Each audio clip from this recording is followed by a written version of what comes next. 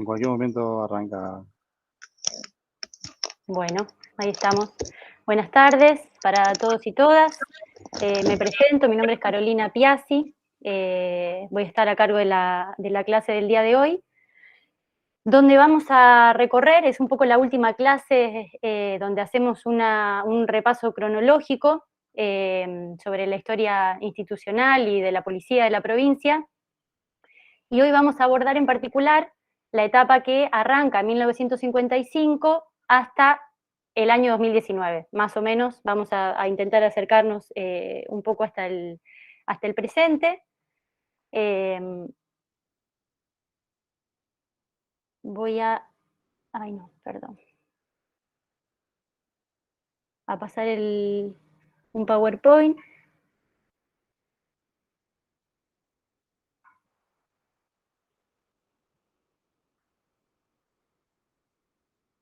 Acá.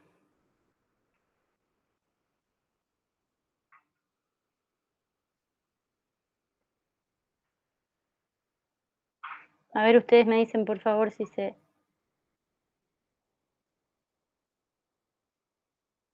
lo ven bien.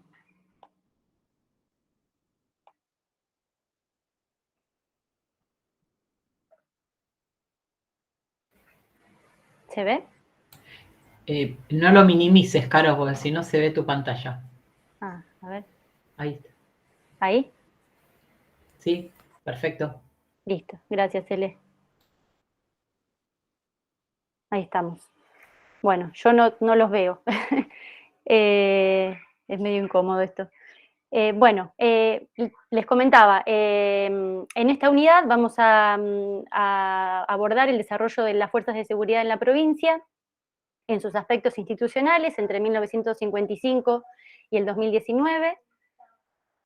La clase un poco está pensada en dos grandes núcleos. Un primer núcleo más teórico, donde me pareció interesante traerles algunas reflexiones para pensar de qué hablamos cuando hablamos de seguridad, cuando se habla de profesionalización de la fuerza y de los momentos de reforma policial.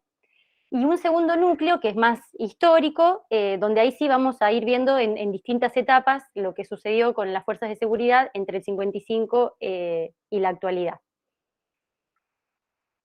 Para comenzar, estos tres temas, los de seguridad, los de profesionalización y lo de las reformas policiales, los traigo a colación porque son temas que están pivoteando a lo largo de los procesos históricos que vamos a ir recorriendo.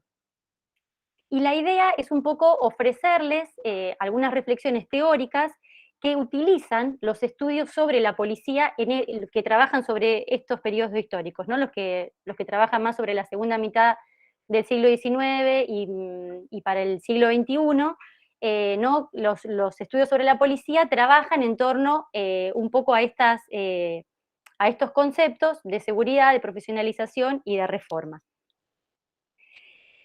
Para pensar la noción de seguridad, tenemos que tener un poco presente que tiene un núcleo problemático profundo, con un significado que no es homogéneo, que no es unívoco, y que tiene sentidos que están construidos a lo largo de la historia.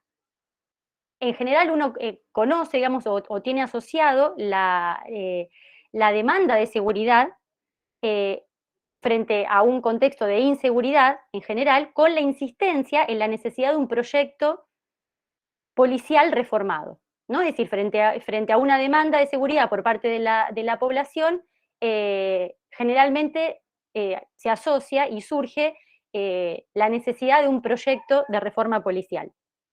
Entonces aquí la seguridad o la inseguridad se vuelven objeto de debate, objeto de disputa como parte de las políticas públicas y también dentro de la misma sociedad. Hay un sociólogo que trabaja sobre el tema, que es Gabriel Kessler, que él dice que no todos los delitos ni todas las violencias generan inseguridad en la población. Entonces, no hay una definición única sobre qué es seguridad. Uno de los autores que nos ayudan a pensar en esta noción es Michel Foucault, un filósofo francés, que tal vez hayan tenido oportunidad de leer algunas de sus obras durante su formación. Y Foucault, para pensar qué entendemos por seguridad, en este libro, que ven allí citado, Seguridad, Territorio y Población, él distingue 3 mecanismos. Él dice, existe un dispositivo legal que está asociado al castigo, entonces, frente digamos, a mandatos, ¿no?, que vienen, digamos, con un trasfondo religioso, como el no matarás, como el no robarás, lo que se aplica es la sanción de una ley, ¿no? Es decir, existe una ley para aplicar frente a estos mandatos legales. La ley prohíbe, ¿no? Entonces, ¿esto qué significa? Que trabaja en un nivel del imaginario social. El dispositivo disciplinario se ejerce sobre el cuerpo de los individuos. Ya no estamos pensando en lo imaginario, sino que estamos pensando en la corporalidad de las personas. Entonces, la ley aquí se encuadra en un mecanismo de vigilancia y de corrección. O sea, mecanismos que pueden ser policial, pero también dispositivos médicos, el dispositivo psicológico, ¿no? Ejercen este tipo de tareas de vigilancia y de corrección. Foucault realiza un trabajo interesante en términos un poco comparativos sobre cómo trabaja la disciplina en los hospitales, en las cárceles, esta idea que él, digamos, acuñó del panóptico, ¿no?, de pensar dispositivos de panóptico con un núcleo central que tiene una visibilidad, digamos, completa de lo que está sucediendo, ¿no?, el ejercicio del control, digamos, supremo sobre algún espacio, que puede ser, como les decía, policial, médico, psicológico. Entonces, en este punto, la disciplina, mientras la ley prohíbe, la disciplina prescribe, ¿no? Es complementaria a la realidad. Frente a una realidad que es disruptiva, frente a lo legal, la disciplina actúa prescribiendo y ejerciendo su, digamos, función sobre el cuerpo de los individuos, ya sea encerrándolos, ¿no?, en un manicomio, también los psiquiátricos, ¿no?, en este caso funcionarían de la misma manera. El tercer dispositivo de seguridad se aplica ya no a los individuos de manera particular, sino al conjunto de la población. Entonces, un fenómeno como un robo o un homicidio se inserta dentro de una serie de acontecimientos probables, ¿no? Hay un cálculo de costos y de riesgo, ¿no? Es decir, se espera por parte de una sociedad que exista una media óptima de criminalidad. Y que eso hace que funcione la sociedad de manera más o menos equilibrada, que no se dispare en ningún momento. Si se dispara es lo que les comentaba recién, la necesidad, surge la demanda social y la necesidad de una reforma. Entonces, en este dispositivo, la seguridad responde a una realidad para anular el efecto, ¿no? Es decir, trabaja directamente en la realidad. Dentro de el periodo que vamos a abordar, hay José Daniel Cesano, que ven allí citado, es un juez de ejecución penal que también trabaja ha escrito muchos libros sobre historia del derecho, historia de la justicia, y él reconoce en este libro, en Estudios de Derecho Penitenciario, 2 etapas para pensar un poco teóricamente cuáles son las doctrinas, las ideologías que están funcionando a nivel mundial en materia de seguridad. Una primera etapa que recorre desde el 58 hasta el año 83, donde en particular él destaca la década de 1960, porque fue allí donde se instaló en materia de seguridad, sobre todo en América Latina, la doctrina de la seguridad nacional, que en palabras de Cesano, más que un cuerpo teórico, representó un andamiaje ideológico, ¿no?, para un momento histórico en particular de nuestra región. Pensemos en el contexto de la Guerra Fría, en la tensión este-oeste que existía en ese momento, luego de la Segunda Guerra Mundial, y en el conflicto entre el mundo comunista y sus oponentes. Esto trajo aparejado una militarización de la sociedad, la postergación de derechos, surgieron estatutos de emergencia, tribunales especiales para juzgar, ¿no? Entonces, en suma, lo que esta doctrina expresó en estos años, se expresó en forma de una máquina represiva para aniquilar al adversario, que era, entre comillas, el denominado en ese momento, el enemigo interno, ¿no? Se desarrolló una tecnología del terror que provenía de un saber y de una tecnocracia difundida por las escuelas de guerra norteamericanas, que fueron puestas a disposición de los regímenes autoritarios de la región. En estos años, en este periodo, recordemos, tuvimos la dictadura militar en nuestro país. Entonces, estas escuelas de guerra lo que hacían era comprometerse para formar cuadros destinados a la represión interna. La otra gran etapa, que va desde el 83 hasta la actualidad, ¿no? Desde la recuperación democrática, Cesano la denomina como la etapa de la globalización de los derechos humanos, y que incluye también los discursos político-criminales de ley y el orden, ¿no? Se pasó de una primera etapa donde el Congreso, en el caso argentino, por ejemplo, incorporó al derecho interno muchos instrumentos internacionales de derechos humanos, ¿no? Que fueron constitucionalizados con la reforma del 94, como la Convención Americana sobre Derechos Humanos, la Convención contra la Tortura y Penas Crueles, la Convención sobre Derechos del Niño. Y un poco en paralelo a esto, surge también lo que se conoce como la doctrina de la ley y el orden, o de tolerancia cero, donde aparecen legislaciones de emergencia que reemplazan al viejo derecho penal y al derecho procesal liberal, que están asociadas a las políticas económicas neoliberales, ¿no?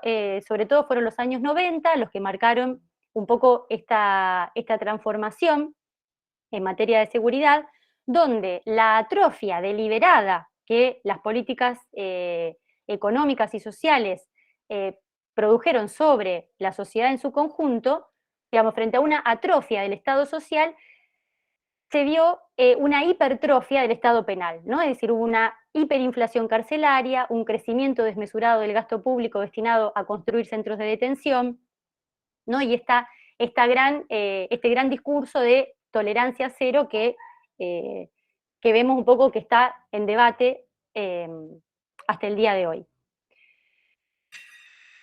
Quería también traerles, para continuar pensando sobre de qué hablamos cuando hablamos de seguridad, en 1994 el Programa de Naciones Unidas para el Desarrollo señaló en su informe de desarrollo humano una definición de seguridad que es un poco sobre lo que viene discutiéndose y un poco sobre lo que se ha instalado incluso hasta la actualidad. Allí se definía la seguridad como, dice, durante un tiempo demasiado largo, la seguridad se ha equiparado a la protección frente a las amenazas a las fronteras de un país. Los países han tratado de armarse a fin de proteger su seguridad. Actualmente, para la mayoría de las personas, el sentimiento de inseguridad se debe más a las preocupaciones acerca de la vida cotidiana que al temor de un cataclismo en el mundo. La seguridad en el empleo, del ingreso, en la salud, la seguridad del medio ambiente, respecto del delito, son estas las preocupaciones que están surgiendo en todo el mundo acerca de la seguridad humana. Con esta definición, ¿qué es lo que busco que pensemos? En cómo el concepto de seguridad humana se transformó, pasó de ser una seguridad, lo que se conocía como una seguridad nuclear, ¿no?, a la seguridad humana, a esto que señala en esta definición, una seguridad que incluye pensar en una seguridad económica, alimentaria, ambiental, personal, en salud, comunitaria, política, es decir, se amplió el concepto de seguridad desde sus enfoques más tradicionales, que digamos, se regía por pensar la seguridad en términos de los estados, ¿no?, y en términos de que se desate una guerra o de que ocurra algún desastre natural, a pensar la seguridad en términos de las personas y del planeta.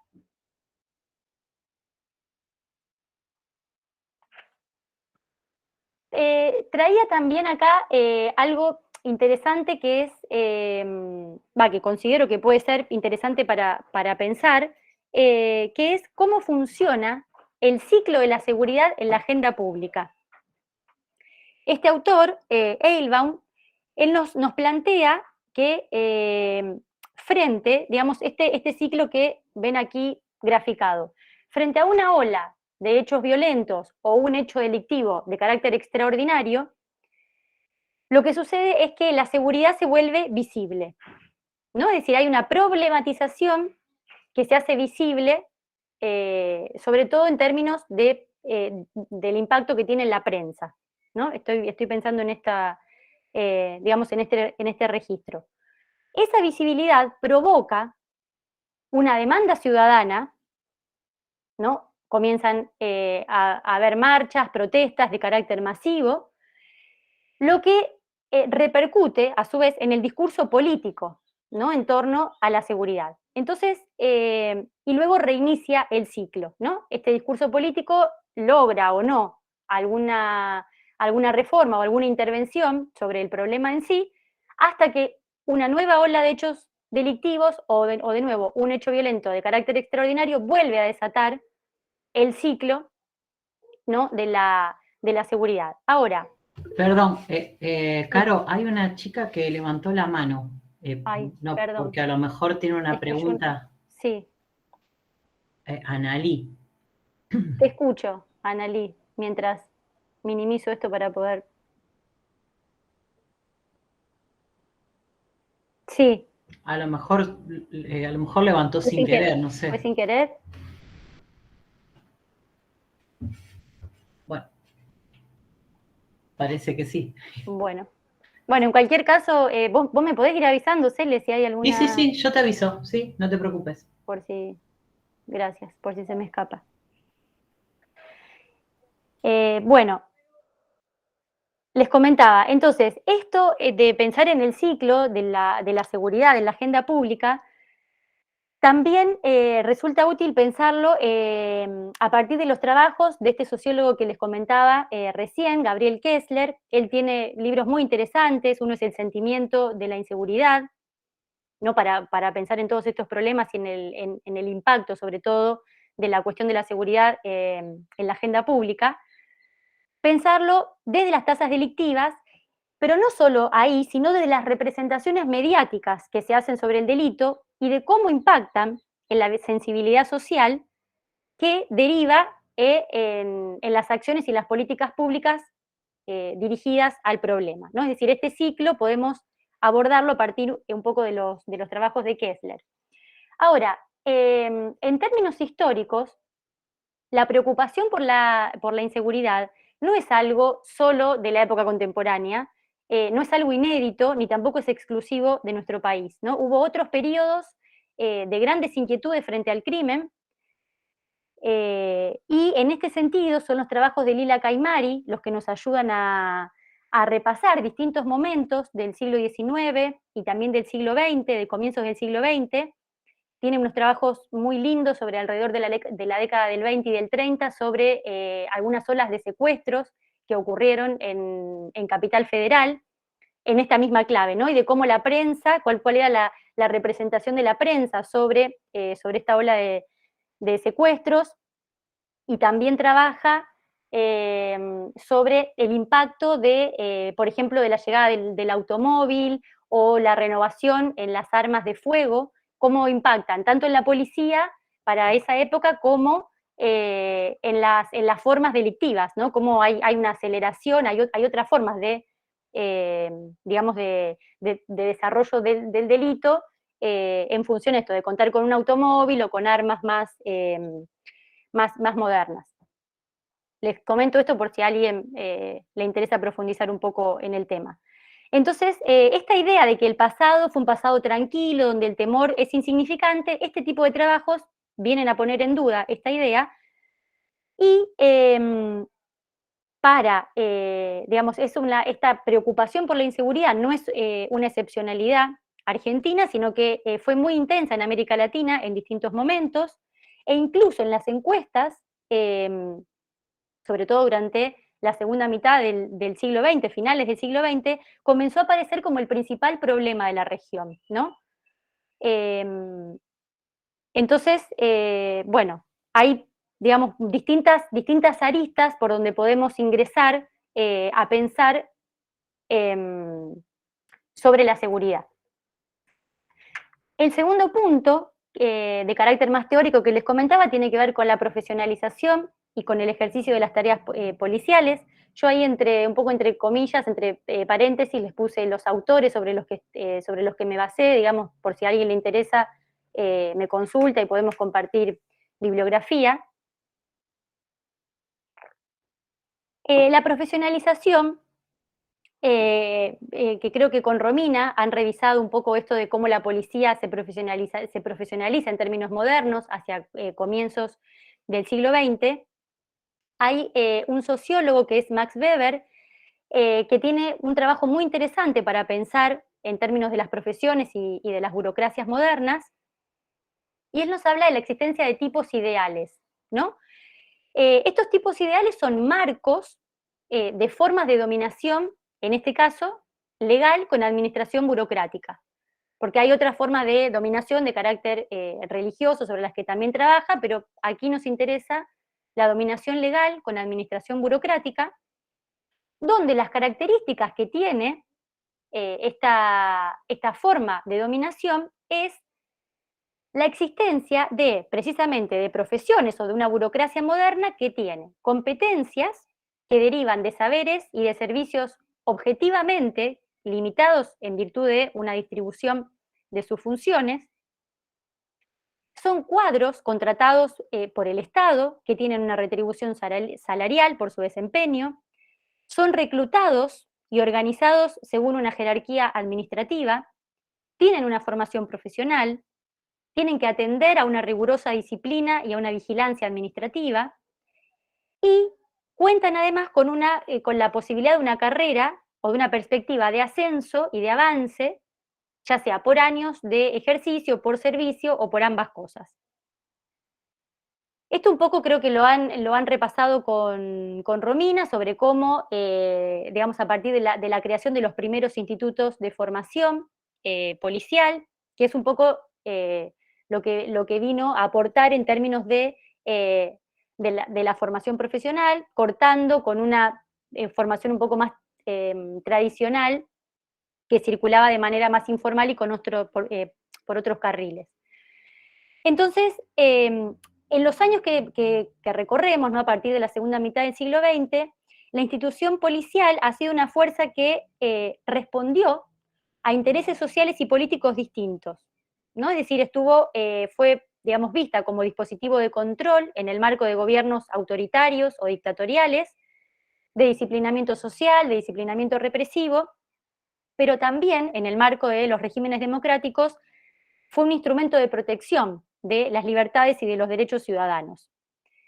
Entonces, es interesante un poco repasar esto de cómo se ha ido consolidando un núcleo de profesionalización dentro de la fuerza de seguridad policial, cómo ha pasado a ser a constituirse en un sistema de seguridad pública, que tiene como tareas, y acá paso al segundo recuadro, me parecía también importante atender a las tareas, no solo a las tareas de seguridad y de carácter judicial, que son un poco las más conocidas, ¿no?, sobre el trabajo de la policía. Hay un historiador británico que es David Bailey, que él tiene un trabajo sobre qué hace la policía o cuál es el trabajo de la policía, se pregunta. Entonces él dice, bueno, repasa cuáles son las funciones, como les decía, que conocemos más tradicionalmente, asociadas a la represión del delito o a sus funciones como auxiliar de la justicia, pero hay una serie de tareas y de otro tipo de situaciones en las que interviene la policía que no tienen que ver con estas tareas, sino que pasan por disputas domésticas, atender a niños perdidos, accidentes de tránsito, disturbios públicos, asistir en muertes traumáticas, ¿no? Es decir, dirigir el tránsito. Entonces, es importante distinguir, ¿no?, lo que corresponde hacer según lo que normativamente la ley ha determinado como tareas asignadas, ¿no? Es decir, atender a hechos delictivos y no delictivos, pero pensando también en términos de qué pasa con la demanda social y con la selección que se realiza como parte de la fuerza, una selección, digamos, ineludible frente a la gran demanda social. ¿En qué estoy pensando? Sobre todo en grupos sociales más vulnerables, donde muchas situaciones que en grupos más acomodados se recurren a otras estrategias, a otros registros para resolver, pienso en una disputa doméstica, en un grupo social medio o medio alto, se recurre generalmente a un psicólogo, ¿no? o a un abogado para resolver alguna situación de conflicto doméstico. En el caso de grupos sociales más vulnerables, recurren o pueden llegar a recurrir a algún miembro de la Fuerza de Seguridad Policial para resolver esa situación ante la imposibilidad de utilizar el otro tipo de registro que les mencionaba, ¿no? Además, es interesante pensar en lo que la sociedad, en lo que el público siente que la policía tiene que hacer, lo que le corresponde hacer, ¿no? Lo que cree que tiene y lo que la policía en realidad puede hacer en función de estas tareas asignadas normativamente. Entonces, el trabajo de Bailey en este sentido es importante para poder analizar, él dice, las tareas y las atribuciones más allá de la normativa mediante situaciones, ¿no? Pensar en qué situaciones, en función de qué demanda, son las que indican un poco las tareas y las funciones que efectivamente la Fuerza de Seguridad Policial desarrollan en el terreno, ¿no? Y cómo son estos encuentros entre la policía y el público. El tercer y último punto, en tema sobre este repaso más teórico, tiene que ver con las reformas policiales, porque fue alrededor de la década de los años 90, donde en Capital Federal, en Buenos Aires, en Santa Fe, en Mendoza y en Córdoba, se llevaron adelante una serie de reformas policiales que apuntaban a promover nuevos modos de división del trabajo policial, de nuevas formas de distribución de competencias, de colaboración con actores comunitarios, de control de faltas y delitos. Entonces, a raíz de la inseguridad ciudadana como problema central de la agenda pública, fue que con una crisis de inseguridad que se considera inédita, digamos, y cuando los medios de comunicación lo que hacían era reforzar esta idea de que era algo novedoso, ignorando un poco la propia historia de la criminalidad y de la policía en el país, se impuso esta idea de una reforma policial que, como cualquier otra reforma en el ámbito público, se la asocia a una crisis que en este caso era una crisis de inseguridad. Pero como les decía, las reformas policiales, esta por ejemplo de los años 90, no fue, digamos, la primera que hubo en el país, sino que entre mediados y finales del siglo XIX, desde los diarios porteños se reclamaba por el desorden que existía en la ciudad de Buenos Aires y por una reforma del ramo de policía, ¿no? Acá recordarán un poco lo que estuvieron revisando en clases anteriores sobre cómo se pensaba la policía y la tarea policial en términos del ramo de la policía, que implicaba una serie de actividades más de orden público que luego fueron desgajándose y puntualizándose a medida, ¿no? que corrieron los años. Entonces, la crisis, en este caso que les comentaba, de fines del siglo XIX, tenía connotaciones que iban más allá de lo delictivo, ¿no? Había problemas de inseguridad en términos delictivos, pero también había dificultades en el tránsito, inundaciones, problemas con la basura, epidemias. Entonces, era una crisis, digamos, que llevó a una reforma de la policía en ese momento. Esto para no pensar que estas reformas fueron las primeras que se realizaron a nivel país. Entonces, ¿qué reformar cuando la policía cumple con una amplia gama de tareas, ¿no? Sería, digamos, como la gran pregunta que luego vamos sobre la que vamos a atender cuando trabajemos puntualmente en la década del 90. Entonces, no sé si hay alguna consulta sobre, alguna pregunta sobre esta primera parte, o algún comentario. Bueno. No, solo Paz, una alumna escribió que le interesaba saber la referencia del texto de los libros de Lila. De Lila Caimari. Pero bueno, también se los podemos dejar en la plataforma para que no...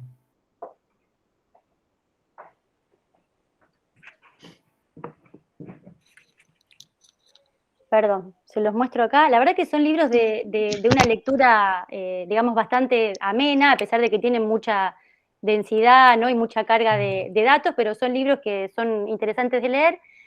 Bueno, tiene este, no sé si Caro, se ve ahí. deja de compartir pantalla porque si no te vemos muy, muy chiquitita. Ah. Carolina, si vos querés, me pasan por mensajito el título y se los pongo en la plataforma. Bueno, se los muestro al final, así no... Se los muestro al final y les paso los datos. Bueno, en esta segunda parte de la clase les decía, vamos a repasar un poco el contenido más histórico, ¿no? El núcleo más histórico, en el contexto nacional y provincial desde el 55 a la actualidad, a partir de estas 4 etapas. Acá les pido paciencia porque voy a ir desglosando en algunas de estas 4 etapas, las voy a ir desglosando en otras más pequeñas para poder ir, porque es un periodo muy amplio. Entonces conviene ir un poco teniendo cierto esquema en etapas y en subetapas para no perder un poco el hilo. Una primera etapa que tiene que ver con la Revolución Libertadora, que desalojó al peronismo del poder en 1955, ¿no? En septiembre de ese año se abrió una nueva etapa en la historia del país, que marcó un ciclo de inestabilidad política que marcaría todo el periodo posterior, por lo menos hasta 1983, ¿no? Con una sucesión de gobiernos democráticos y autoritarios. Lo que la Revolución Libertadora, autoproclamada Revolución Libertadora, se propuso en su llegada al gobierno era que la Argentina regrese a la senda de la tradición republicana, liberal y democrática, ¿no? Que, según sus ejecutores, marcaba el desarrollo político previo al peronismo.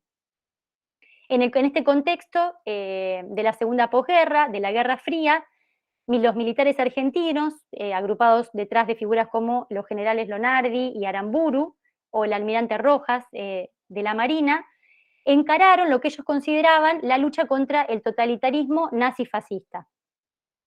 Entonces, estos militares golpistas lo que expresaban era parte de la política internacional que habían impuesto los vencedores de la Segunda Guerra, sobre todo las propuestas que venían desde Estados Unidos con respecto a la definición de los totalitarismos y a su forma social antagónica, que era la democracia liberal, ¿no? Entonces, el objetivo imprescindible de este momento era desperonizar la sociedad, ¿no? Para poder garantizar la estabilidad política.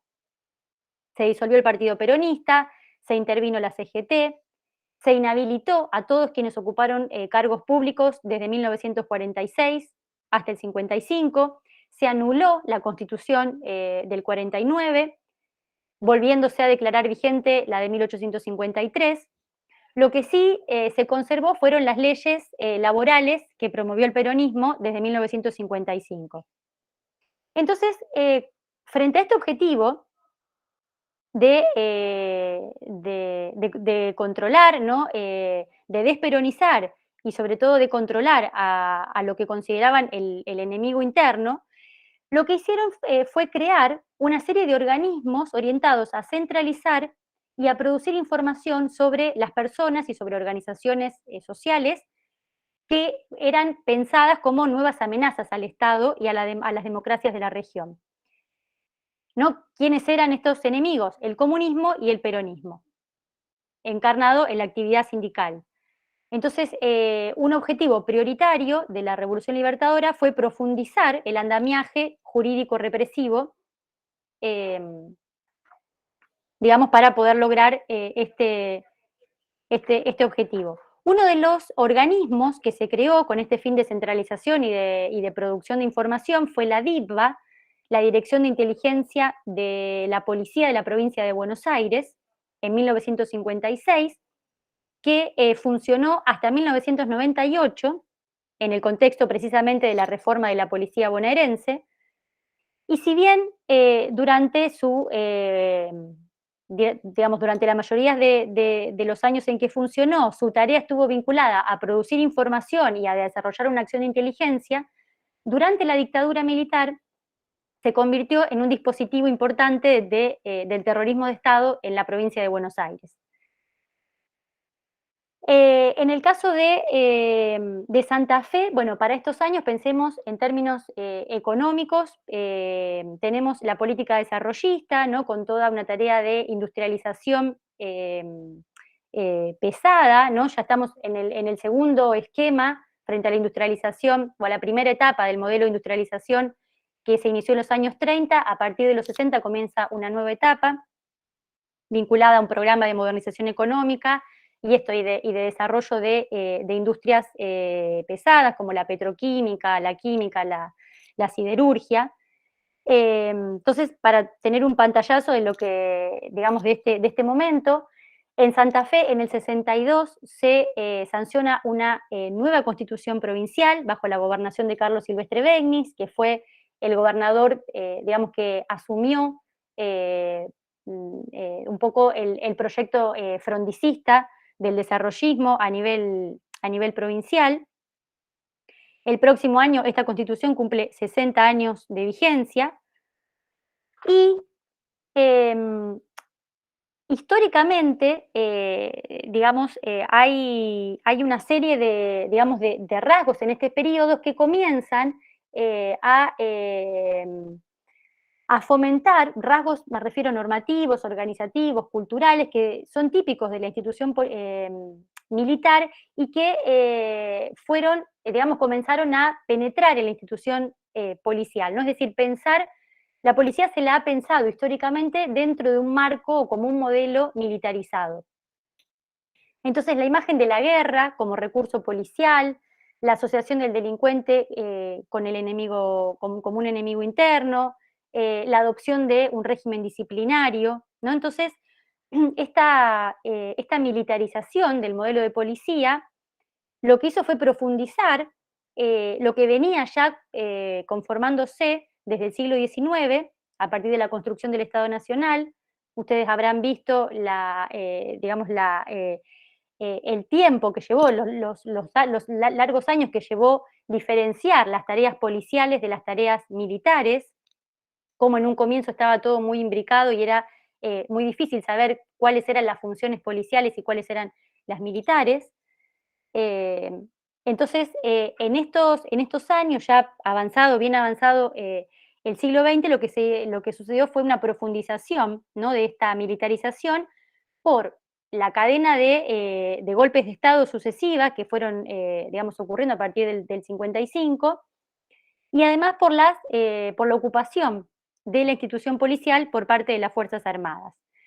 Entonces, vamos a ver que gran parte de la normativa policial de la provincia fue sancionada durante dictaduras militares, ¿no?, con excepción de la ley orgánica que rige en la actualidad, que fue en el año 75 bajo un gobierno constitucional, ¿no? Entonces, fue en los años 50 y 60 cuando comenzó a moldearse una institucionalidad propia de la policía santafesina, que veremos que en los años 70 comenzó a decantar en una matriz institucional más firme. Como principales hitos en términos de la institucionalidad policial, para estos años tenemos en el año 60, entre el año 60 y 61, la creación de la policía de campaña, denominada Policía Rural y de Islas de la provincia, en un primer momento, que tenía como misión garantizar la seguridad de las personas y bienes existentes en la zona rural y de islas, en todo el territorio provincial. En el 61 se aprobó el reglamento orgánico de esta policía. En el 62 se designaron sus primeros integrantes. La dotación básica inicial fue de 26 integrantes. Y en el 62 también cambió de denominación para pasar a llamarse Guardia Rural de la provincia de Santa Fe, que en el año 66 comenzó a estar bajo la dependencia de la Jefatura de Policía de la provincia, porque hasta el momento estaba bajo la dependencia del gobernador. En el 66 pasó a depender directamente de la Jefatura de Policía de la provincia. La segunda etapa es la de la Revolución Argentina, que va desde el año 66 al año 76, que según la denominación que ha dado el sociólogo Guillermo O'Donnell, se la conoce como la etapa del Estado burocrático autoritario, que, digamos, brevemente, para repasar un poco de qué, digamos, cuáles fueron algunos de los procesos a nivel internacional y a nivel nacional más importantes en este periodo, pensemos en un Estado, digamos, en un modelo de dominación que surgió en varios países de América Latina, en paralelo, en Brasil, en Chile, en Uruguay, alrededor de las décadas del 60 y del 70.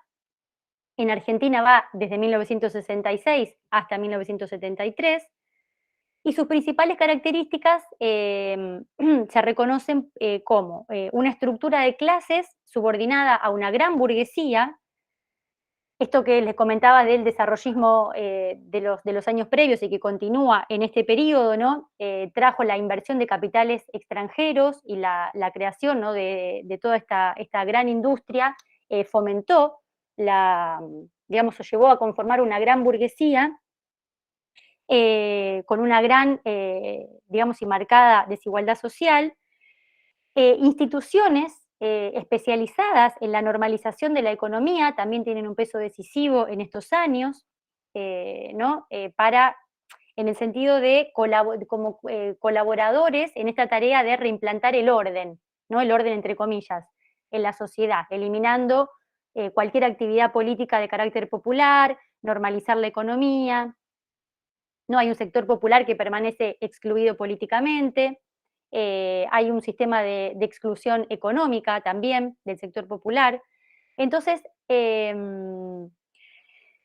a nivel, digamos, general, lo que sucede en estos años, tenemos la implantación de un autoritarismo militar en toda América Latina, con lo que les mencionaba al comienzo, la doctrina de seguridad nacional, cuyo objetivo era contrarrestar la amenaza comunista, y además por considerar que los gobiernos civiles y la democracia en general eran incompetentes para ejercer el control social. Este era el diagnóstico por esos años bajo el cual se justificaba los gobiernos militares.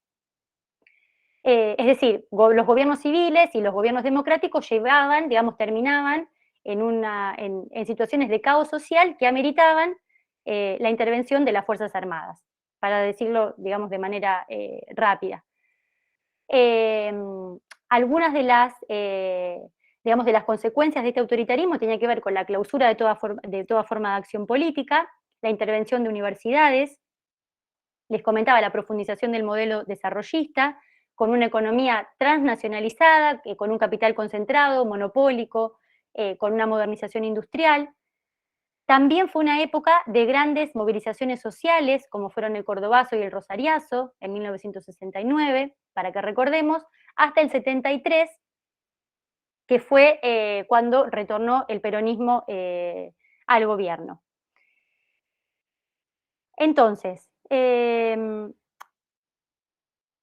lo que en Santa Fe, digamos, una de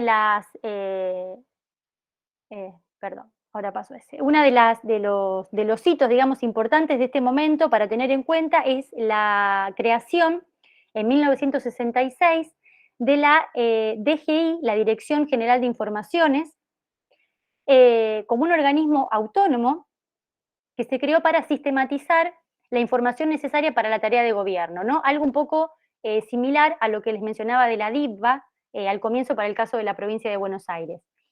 Dependía del gobernador, fue una institución que funcionó hasta 1991. Estaba formada, digamos, compuesta por militares retirados y también por algunos civiles, que colaboraba en tanto organismo en la represión del comunismo, mantenía un intercambio de información con otros organismos de inteligencia. Fue, digamos, sus grandes, digamos, momentos de utilidad, entre comillas, fueron el rosariazo, ¿no? Para poder realizar tareas de inteligencia en cuanto a inasistencias laborales, a las adhesiones gremiales, a dónde se desarrollarían los lugares de concentración, y además utilizaba los partes policiales también como insumos en esta tarea de inteligencia. Dentro de este periodo, otro de los momentos importantes a tener en cuenta tiene que ver con la formación, con transformaciones importantes que se desarrollaron en cuanto a la formación y a la educación de las fuerzas de seguridad. Yo acá en esta línea hago un breve repaso para ver cómo se ha ido modificando a lo largo del siglo XX. Tenemos entre 1911 y 1929 funcionó un cuerpo de cadetes en la capital provincial y en Rosario funcionaba una guardia especial. En 1942 se creó la Escuela de Policía de Rosario. En el 66 se creó la Escuela de Cadetes de la provincia, ¿no? Con el objetivo de unificar el cuerpo policial y de, digamos, formar oficiales altamente preparados en aspectos jurídicos y técnicos, ¿no? Y la Escuela de Policía de Rosario pasó digamos, a constituirse en esta Escuela de Cadetes de la provincia. En 1974 se creó la Escuela Superior de la provincia con sede en la capital, ¿no? Denominada Brigadier General Estanislao López, ¿no? Que también con imperativos de mayor perfeccionamiento. Y luego, entre el 1981 y el 2004, funcionó la Dirección General de Institutos Policiales como organismo centralizador, ¿no? En materia administrativa de los institutos de formación, que en el 2004 pasó a constituirse como el Instituto de Seguridad Pública, el ISEP. Otra de las, bueno, luego de esta presentación así muy rápida sobre este periodo del Estado burocrático autoritario, acá tenemos bastante contenido para repasar sobre distintas leyes orgánicas que fueron sancionándose en la provincia. En primer lugar, en el año 67 se sanciona la ley 6275 como ley orgánica de la policía de la provincia de Santa Fe. En ese caso estaba como interventor del gobierno de la Revolución Argentina el contraalmirante Modesto Vázquez, que él consideró que el estatuto y el escalafón del año que se había aprobado en el año 54 era un reglamento insolvente que tenía que derogarse para poder sentar las bases orgánicas de una estructuración definitiva de la policía mediante un cuerpo legal que estimule a los miembros en su carrera profesional. Era una policía vista de manera desnaturalizada, ¿no? Como una, digamos, lo que se quería era crear una organización capaz de abatir a la delincuencia en sus más variados aspectos y en las distintas formas clandestinas de las luchas subversivas y revolucionarias, ¿no? Es decir, una ley orgánica ad hoc al momento, digamos, político y social que se estaba atravesando. Tal como la norma anterior, la ley 6275, le atribuye a la policía las funciones de policía de seguridad y judicial, funciones en operaciones de prevención y represión de la subversión, de la delincuencia y de la inmoralidad, y estaba organizada en zonas que se correspondían con cada uno de los departamentos de la provincia, es decir, existían 19 jefaturas de zonas policiales. Que dependían de la Dirección General de Seguridad, a su vez dependiente directamente de la jefatura de policía, que era ejercida en esos años por un oficial superior o jefe de las Fuerzas Armadas, ¿no? Acá para ver un poco la intromisión militar dentro de la Fuerza de Seguridad Policial. Se le otorgó a la policía también en esos años la facultad de poder confeccionar prontuarios digamos, a personas que se consideren que estaban, digamos, contraveniendo alguna de estas figuras, ¿no? De subversión, delincuencia o inmoralidad. También mantener actualizado el registro de identificación dactiloscópica de las personas. Entonces, el gobierno militar de ese momento lo que intentó hacer fue como, digamos, adjudicarse como un aura reformista de la policía, ¿no? Bajo fundamentos autoritarios y militares, que fueron, digamos, los que predominaron por esos años. Hasta el golpe del 66, para tener en cuenta, digamos, en el periodo anterior, la jefatura de policía estuvo a cargo de funcionarios políticos. A partir de 1966, la jefatura fue ocupada por militares y luego por policías. Otra de las, digamos, luego de la ley del 67, en el 71 vuelve a sancionarse una nueva ley orgánica, en este caso la 6706, también, digamos, como parte de la intervención federal de un general de división, Rubén Sánchez Almeida, que también el objetivo era otorgar un nuevo diseño institucional de la policía santafesina, ¿no? Este discurso de otorgar un nuevo diseño o de otorgar una faz reformista a la policía es un discurso que veremos que se va repitiendo.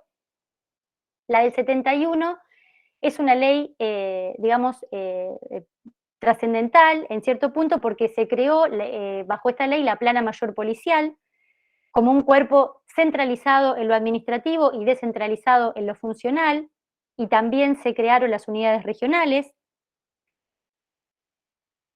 Tenemos acá, en el caso de la ley del 71, la plana mayor policial, que estaría conformada por 5 departamentos: el departamento personal, el departamento de informaciones policiales, el departamento de operaciones policiales. A su vez, dentro de este departamento tendría como sede el centro de operaciones policiales, el departamento de logística y el departamento judicial. Esta plana mayor se creó como un organismo de planeamiento, de control y de coordinación de todas las actividades policiales que se desarrollaban en el ámbito provincial. Dependía directamente del jefe de policía, que seguía a cargo de un oficial superior o de un jefe de las Fuerzas Armadas, y se crea la figura, además, de jefe de la plana mayor policial. ¿No? Esto en cuanto a la organización administrativa. Por otro lado, a nivel territorial, se creó una nueva estructura de operaciones bajo la figura de las unidades regionales, que eran regiones policiales que, de acuerdo con distintas áreas territoriales, concentran entre 10, ¿no? Alrededor de 10 unidades de orden público, que son las comisarías y las subcomisarías. Esto ustedes lo conocen mucho mejor que yo. Yo lo que hago es un breve esquema y un breve repaso para ver un poco cómo fueron las transformaciones, digamos, institucionales. Las unidades regionales entonces son los agrupamientos naturales de línea para poder cumplir con las tareas de seguridad y de judicial. La unidad regional es una unidad operativa mayor de la policía que planifica, conduce y ejecuta operaciones generales y especiales de la Policía de Seguridad y Judicial. Está a cargo también de un jefe de unidad regional, que está integrada por la plana mayor de la unidad regional, las unidades de orden público, es decir, las comisarías y las subcomisarías, y unidades especiales como brigadas de investigaciones, tránsito, bomberos, perros, alcaidías, control de disturbios, comunicaciones.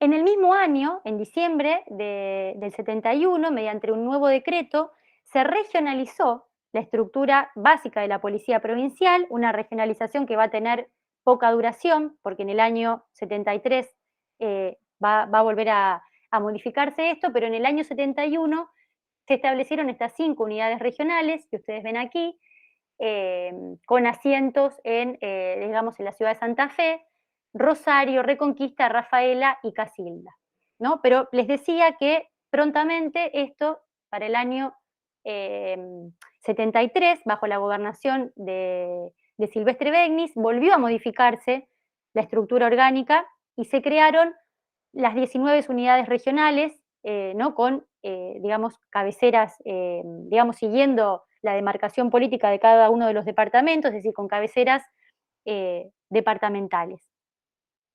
Para el gobierno desarrollista, el gobierno de Silvestre Begnis, la organización policial que estaba sentada en las anteriores 5 unidades regionales no respondía a las exigencias de la realidad sociopolítica y al cumplimiento de la descentralización que se pretendió, ¿no? Entonces, el diagnóstico era que para poder conseguir una mejor planificación, conducción y ejecución de las operaciones de seguridad y judicial, era necesario que cada departamento de la provincia cuente con una unidad regional, ¿no? Esto como parte de los considerandos del decreto 405.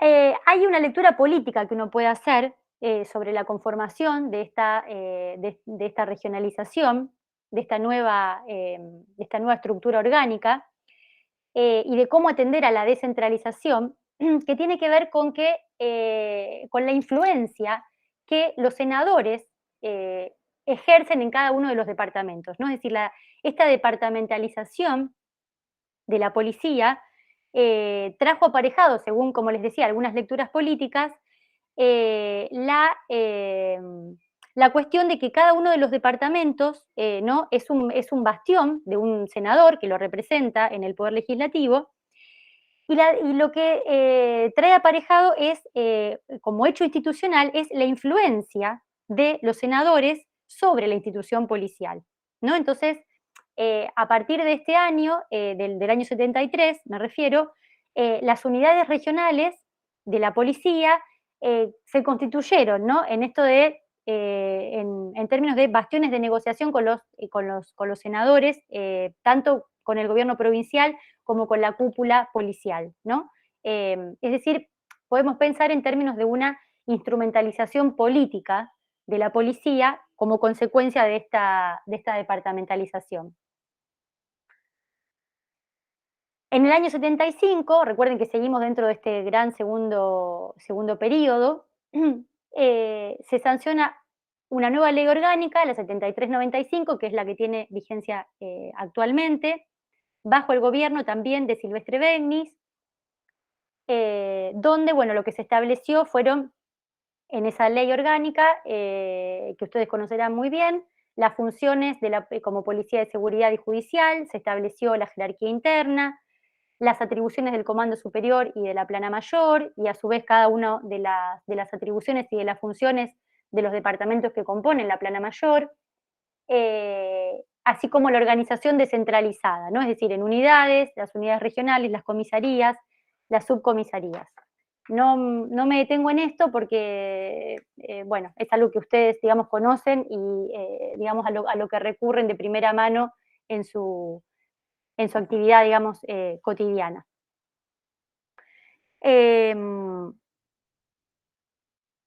Pasamos, en este periodo también, perdón, digamos, me salté la tercera diapositiva, que es la del tercer periodo, que es la del proceso de reorganización nacional o dictadura cívico-militar, ¿no? Que va del año 76 al año 83. Dentro de este periodo, en materia de institucionalidad policial, podemos mencionar la creación del Museo Policial en el año 78, como un instituto técnico y docente que se creó con el objetivo de reunir, conservar y custodiar de manera ordenada, adecuada, científica, objetos, fotografías y documentos del pasado de la repartición, Galvani Celso fue su primer director, y entre su acervo, bueno, existen uniformes, fotografías, documentos, armas antiguas, cómo se fue transformando la policía científica y técnica, instrumentos de la banda de música, elementos de comunicación, también existe una biblioteca, ¿no? Bueno, y actualmente funciona en calle San Jerónimo al 1100, o por lo menos ese era el último dato que tenía en la capital provincial. Y dentro de esta tercera etapa, también les recuerdo en el año 81 la creación de la Dirección General de Institutos Policiales, que les mencionaba dentro de la línea de tiempo referida a los institutos de formación, como esta instancia encargada de la formación policial y de organizar, ordenar y elaborar los planes de estudio.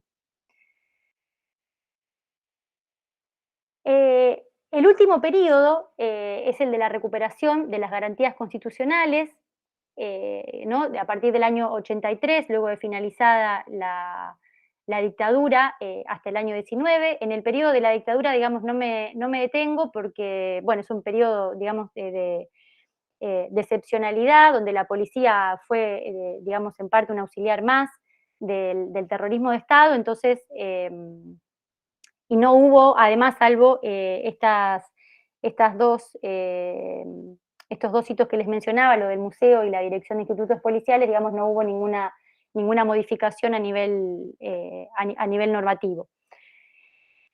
En la etapa de las garantías constitucionales, les decía,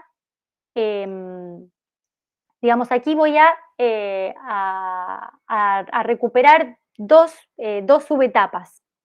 Por un lado, vamos a repasar, digamos, una etapa en cómo fue, cuáles fueron las formas de representación del delito, ¿no? Vamos a hacer un seguimiento en este sentido, y después vamos a repasar la cuestión policial, y aquí también una nueva, digamos, subdivisión cronológica para poder hacer este repaso, ¿no? Son como dos tópicos sobre los que voy a estar pivoteando. Como principal característica de esta etapa, pensemos los años 90 como los años de las reformas policiales, que les mencionaba al comienzo, cuyos principales, digamos, objetivos de estas reformas estaban asociados a la democratización de las fuerzas de seguridad, a la profesionalización y a la desmilitarización. Perdón, no sé si alguien está preguntando porque escucho... Sí. Hay alguien que tiene levantada la mano, a ver, la perdí. El museo sigue en San Jerónimo. Bueno, gracias. Vanessa Nardone levantó la mano. Vanessa, te Buenas escucho. tardes. No, levanté la mano porque me uní recién y agradecía, perdón. Y me equivoqué, quería poner que me estaba uniendo. Bueno. Gracias. Perdón. No hay problema. Bueno, les decía entonces estos tres grandes objetivos del proceso de reforma de los años 90, asociados con democratizar la fuerza, profesionalizarlas y desmilitarizarlas, ¿no? Esto fue como el gran, podemos pensar como el broche de oro dentro de este periodo, digamos, el gran momento fueron los años 90 con esta serie de reformas. Pero les decía que quería un poco recuperar algo de lo que había mencionado hace un rato sobre las formas de representación del delito, porque es un periodo donde también hubo transformaciones interesantes en este sentido, a nivel social, y a nivel, bueno, de representaciones, y luego, pensando en este ciclo, a nivel de impacto en las políticas públicas. Hay una primera, digamos, siguiendo a este sociólogo, a Gabriel Kessler, hay una primera etapa entre 1984 y 1989, donde el periodo, el tipo de delito que estaba más presente en los medios de comunicación estaba asociado a aquel que ejercían ex represores, ¿no? Que venían de la dictadura reciente, que en democracia se dedicaban a realizar secuestros, otros delitos también de carácter común, con la complicidad muchas veces de las fuerzas públicas y de servicios de inteligencia. Esta fase, digamos, un poco más corta que el resto, termina con la hiperinflación en el año 89 y se abre aquí una nueva etapa donde la cuestión social y el delito aparecen fuertemente imbricados. Esta segunda etapa, que va de los años 90, no recorre toda la década del 90 hasta la crisis del 2001, lo que puede observarse es un incremento del delito, pero en paralelo a la aplicación de las políticas neoliberales que se dieron en el país en esa década, ¿no? Es decir, a un aumento de la pobreza, a un aumento de la desigualdad, del desempleo, ¿no? Se llega a un consenso que considera que todas estas condiciones socioeconómicas terminaron degradando la situación social, provocando un aumento en la tasa de delitos. Son los 10 años del gobierno de Carlos Menem, de una reforma neoliberal muy profunda, que terminaron con la crisis del 2001, y hay además de esta característica, de esta asociación de delito y pobreza, ¿no? Producto de las condiciones socioeconómicas imperantes, hay una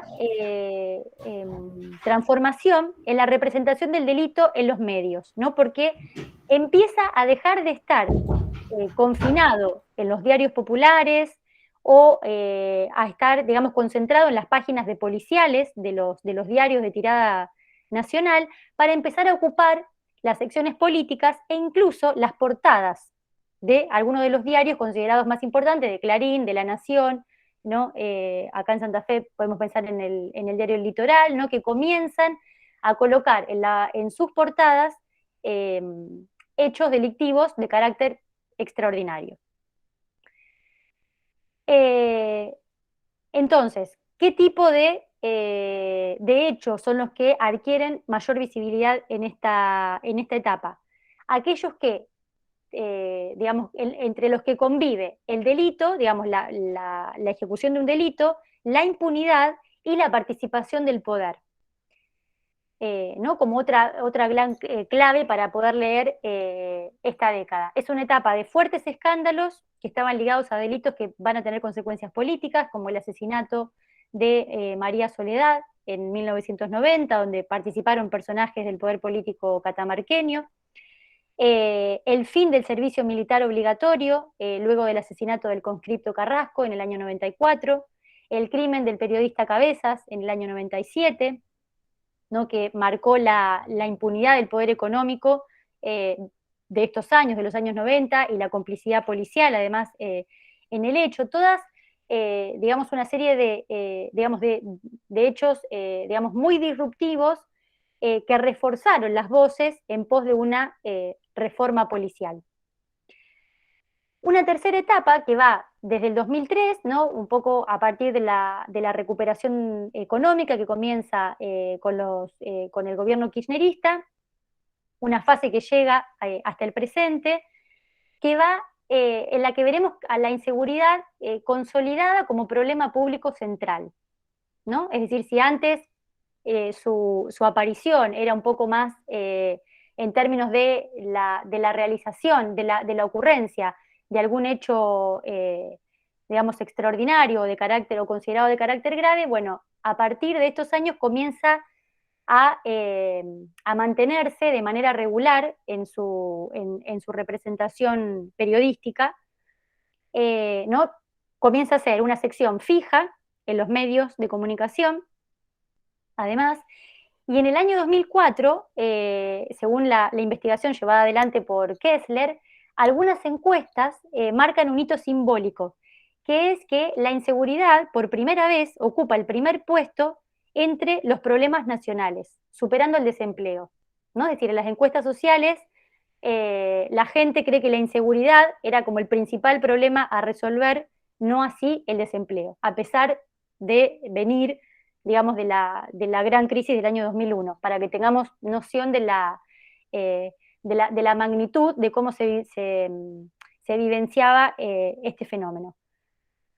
El acontecimiento trágico más, digamos, significativo, o entre los más significativos que podemos mencionar, en esta tercera subetapa, por el impacto mediático que tuvo, por la conmoción social y algunas de las consecuencias políticas que generó, fue el secuestro y el asesinato de Axel Blumberg en el año 2004, ¿no? Que fue su padre quien llevó adelante una cruzada donde hubo, digamos, marchas muy masivas, protagonizadas en general por sectores de la sociedad, además, que se movilizan menos, ¿no? o poco movilizados, bueno, que llevó incluso a algunos debates a la agenda pública, como la cuestión de la pena de muerte, ¿no? Incluir la pena de muerte dentro del Código Penal, si ustedes recuerdan. Dentro de la inseguridad como categoría, también en esto, digamos, en este periodo, uno comienza con esto de la mano de lo que les mencionaba al comienzo, de cómo se fue ampliando la noción de seguridad, ¿no? Ya no asociada solamente, digamos, a una cuestión delictiva, sino que se fue ampliando a otros ámbitos de digamos, del desarrollo del individuo.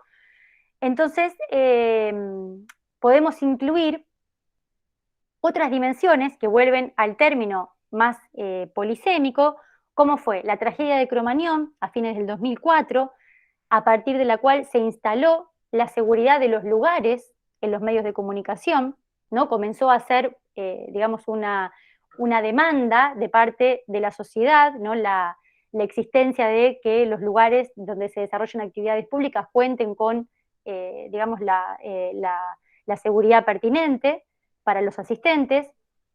La tragedia de Santa Fe, donde un camión que era conducido por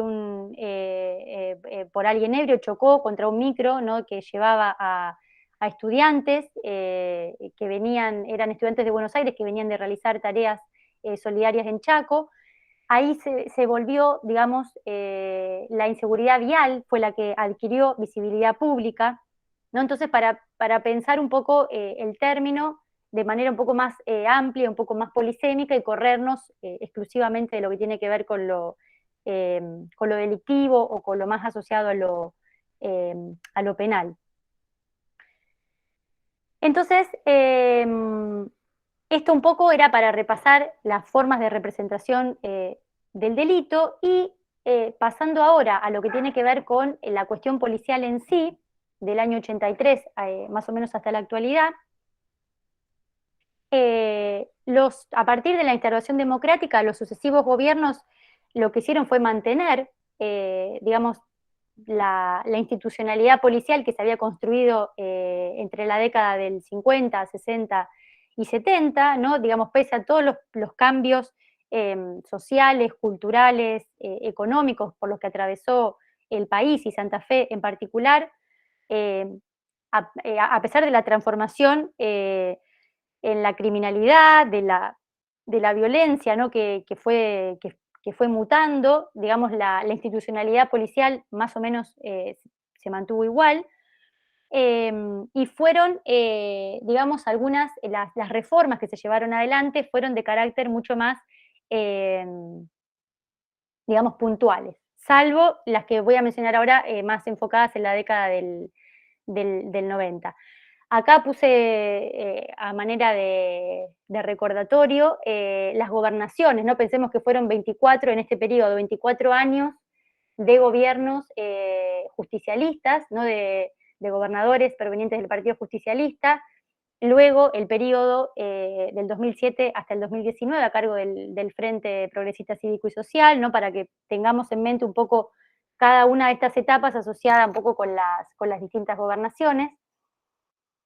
Entonces, en esta primer subetapa para abordar la cuestión policial en sí, según González, que es un estudioso de la policía provincial, estoy siguiendo un poco la cronología que él marca, entre el 83 y el 94, dice este autor que la cuestión policial estuvo fuera de la agenda democrática, directamente, ¿no? Es decir, un poco en sintonía con lo que ocurría a nivel nacional, la problemática de la inseguridad urbana no aparecía como un campo prioritario sobre el cual gestionar, ¿no? Sobre el cual llevar adelante políticas públicas. No hubo innovaciones ni proyectos que estuvieran dirigidos a reformar la institución policial, sino que más bien existió una cierta continuidad entre las formas anteriores, ¿no? De cómo se gestionó desde la esfera gubernamental el dispositivo policial, a pesar de que desde el regreso al sistema democrático, la policía santafesina contaba con altos índices de corrupción, de violencia policial, de prácticas sistemáticas de violación a los derechos humanos, es decir, existía, digamos, un diagnóstico sobre el que sobre el que se podría haber, digamos, realizado implementaciones y transformaciones, pero no fue lo que ocurrió. A fines de los años 80 se crearon 2 instancias especializadas en el mismo año, en el año 89, la Tropa de Operaciones Especiales, ¿no? Para poder reforzar y suplir cualquier unidad policial que estuviese superada en su capacidad operativa.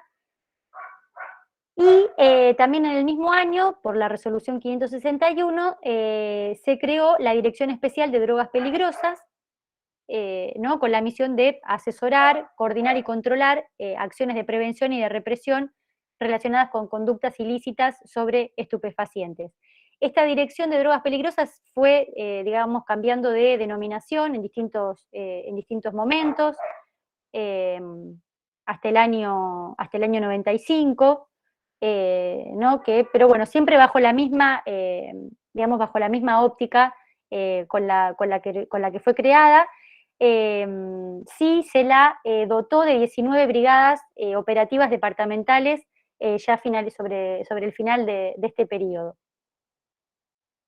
El segundo periodo, que va del 95 al 99, que corresponde a la gobernación de Jorge Obeid, fue un periodo de turbulencia, ¿no? Este autor lo denomina así, porque fueron los años donde se proyectaron y desplegaron un conjunto de intervenciones reformistas hacia el dispositivo policial, cuyo, digamos, lema era generar una policía democrática, una policía respetuosa de los principios del Estado de Derecho,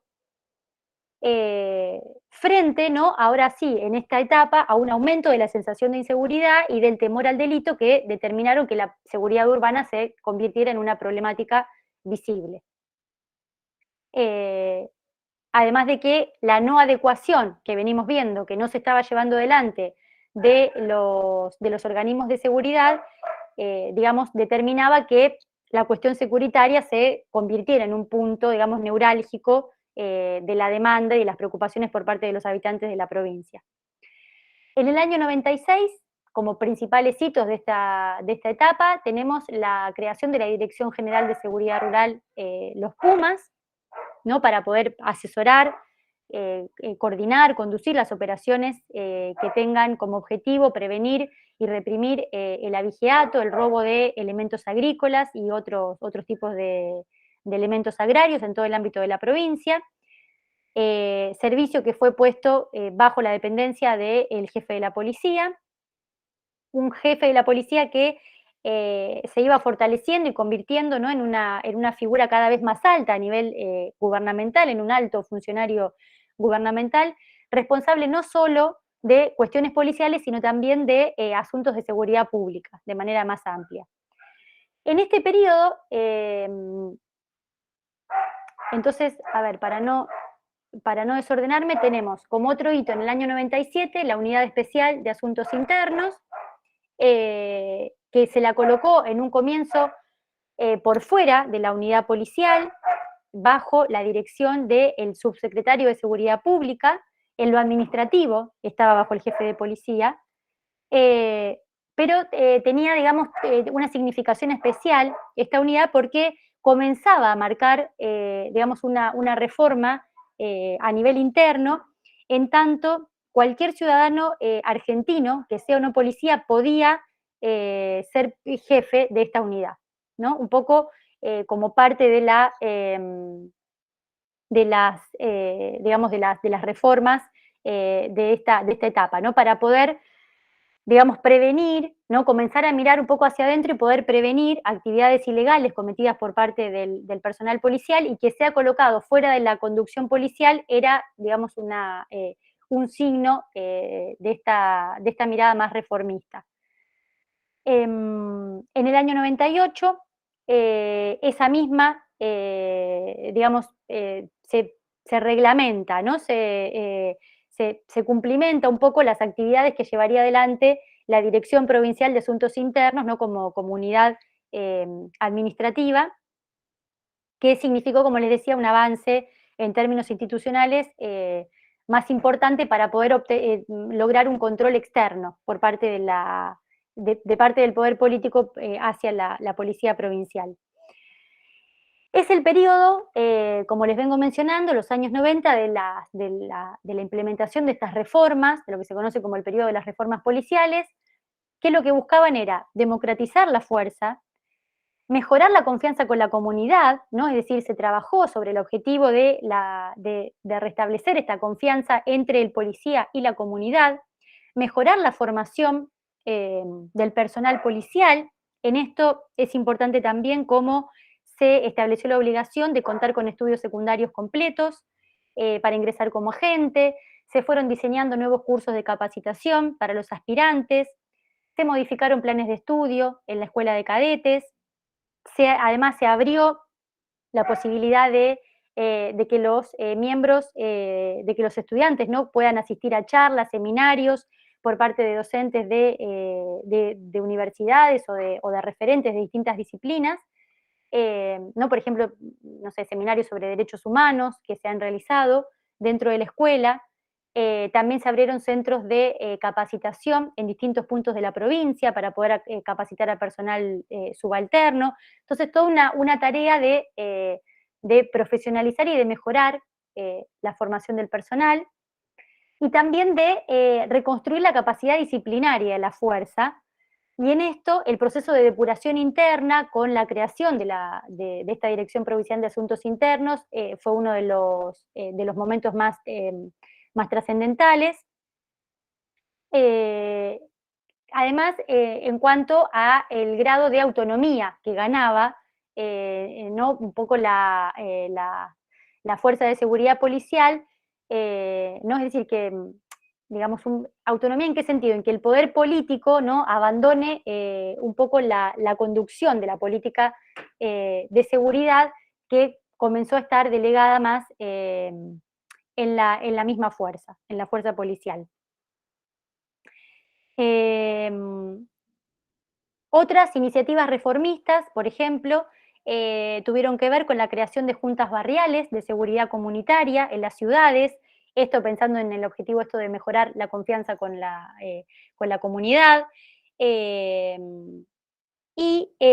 Bueno, también se intentó introducir una reforma legislativa. En el año 98 se elevó un proyecto a la legislatura, una ley de organismos de seguridad pública de la provincia que buscaba derogar las leyes orgánicas del 75, ¿no? y las anteriores, pero no llegó a tener tratamiento legislativo.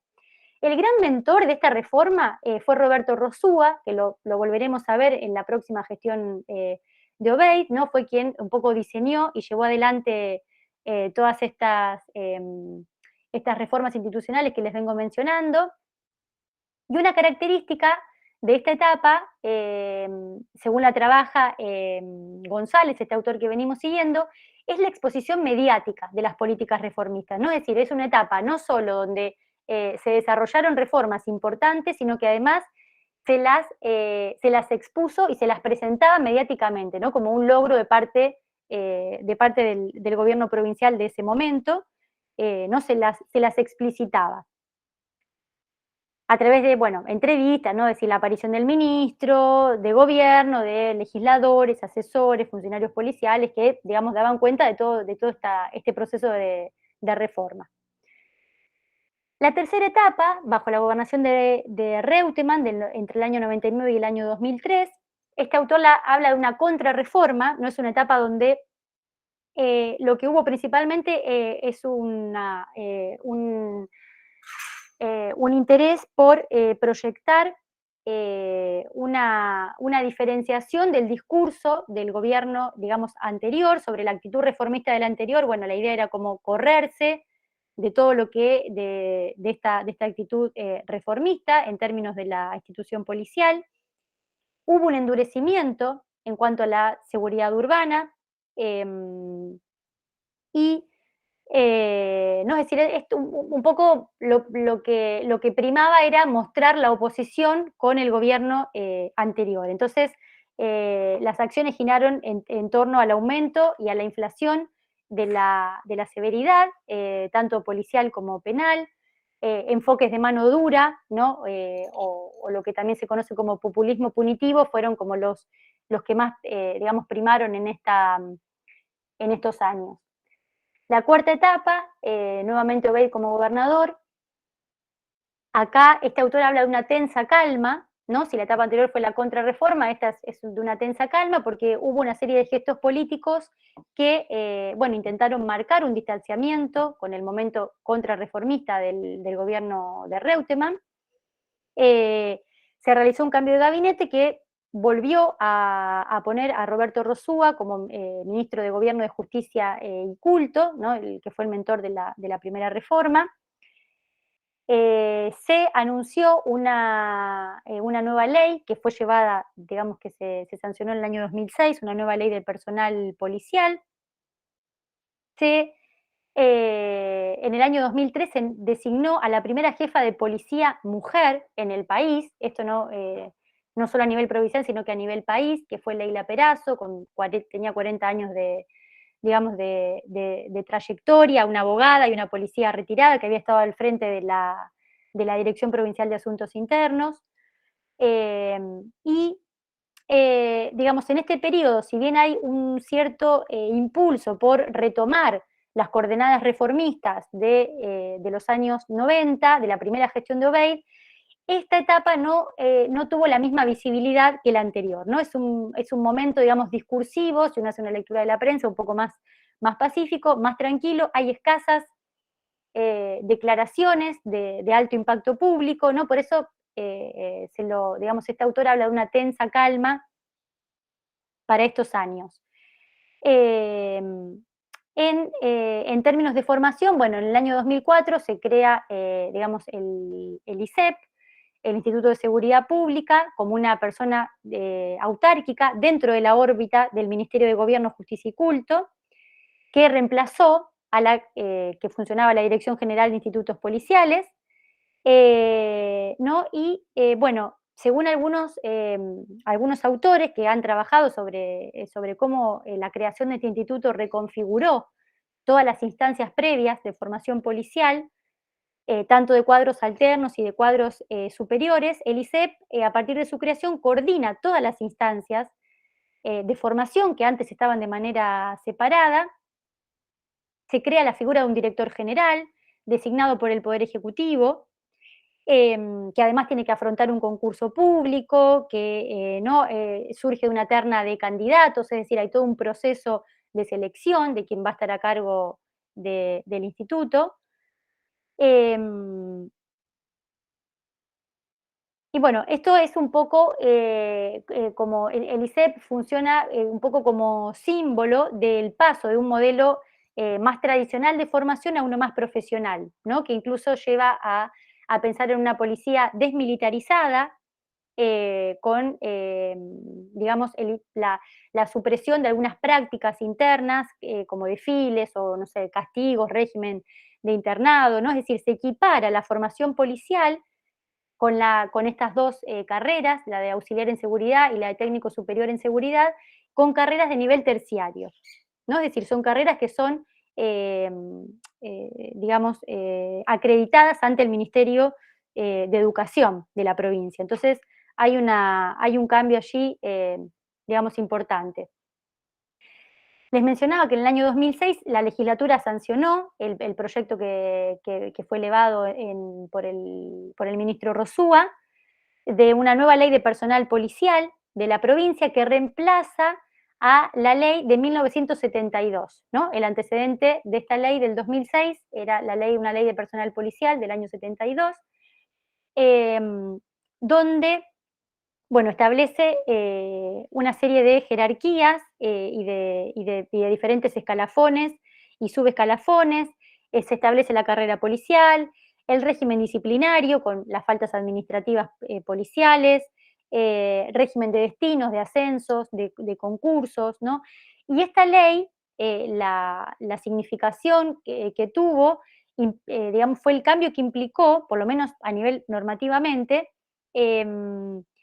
digamos que conformar un cuadro único de policiales, ¿no? De oficiales, perdón, de lograr ascensos por concurso, de institucionalizar un régimen disciplinario que fuera independiente de la jefatura de policía, ¿no?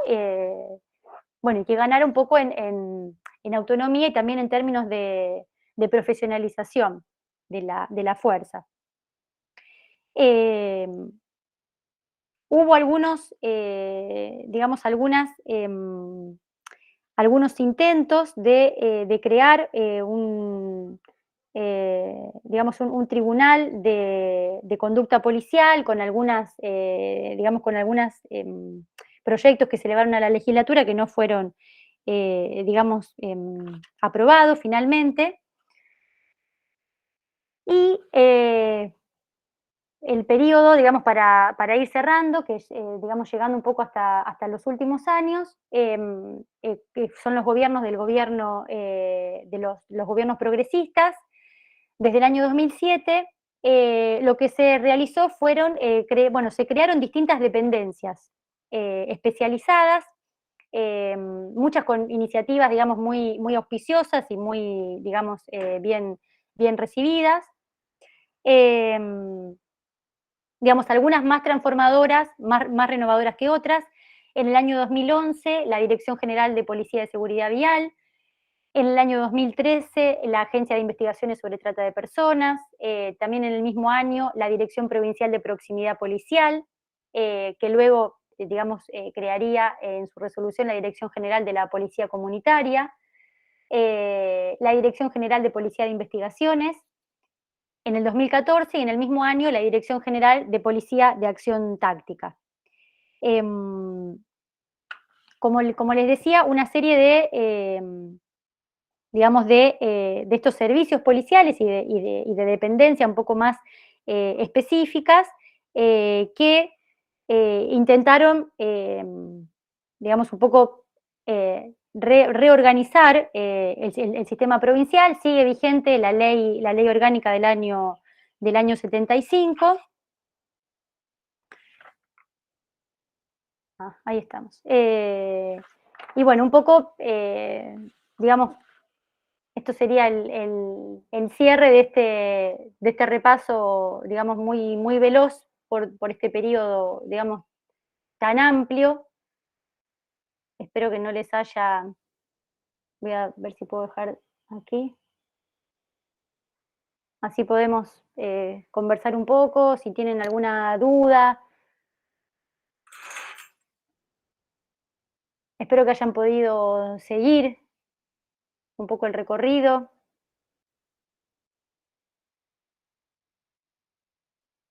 No sé si les quedó algo en el tintero, algo que les haya llamado la atención o que, digamos, o que tengan alguna, digamos, experiencia propia, a lo mejor en alguno de los procesos o de lo que estuve mencionando.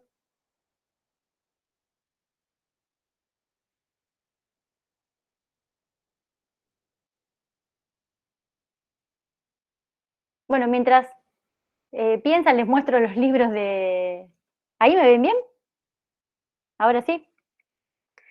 Les quería mostrar Apenas un delincuente se llama, que es uno de los libros, digamos, de los primeros que se editó en el año 2004, ¿no? Crimen, Castigo y Cultura en la Argentina, de 1880 a 1955. Acá recorre un poco el desarrollo de la penitenciaría nacional, también del penal de Ushuaia.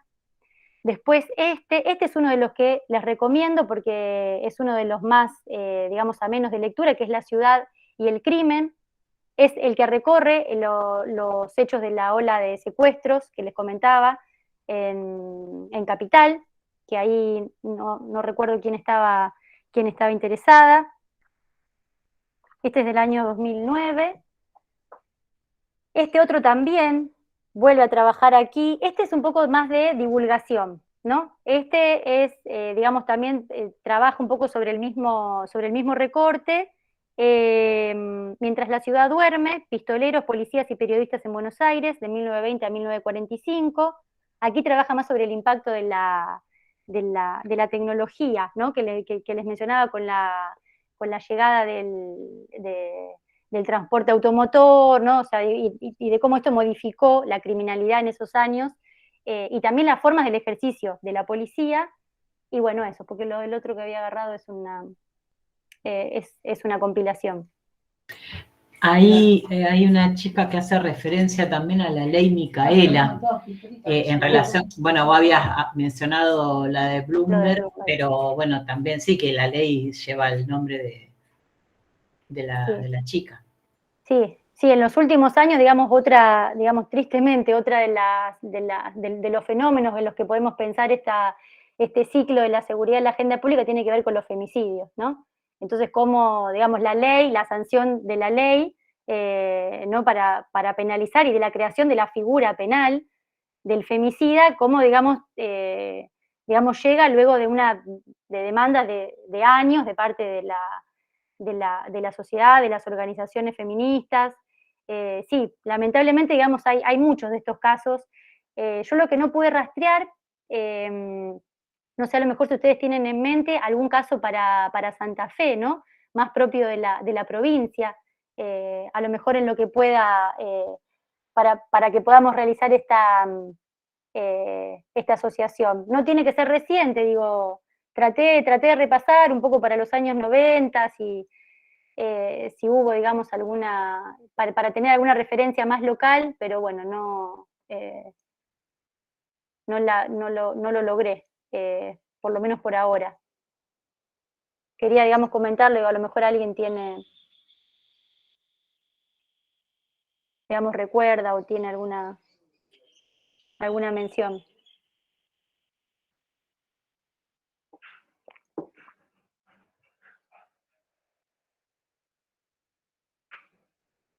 Bueno, queda una última clase la semana que viene, no sé cómo vienen con las clases, las vienen llevando más o menos bien. ¿Les resultan muy arduas en contenido? Caro, ¿te parece que deje de grabar? Bueno, dale.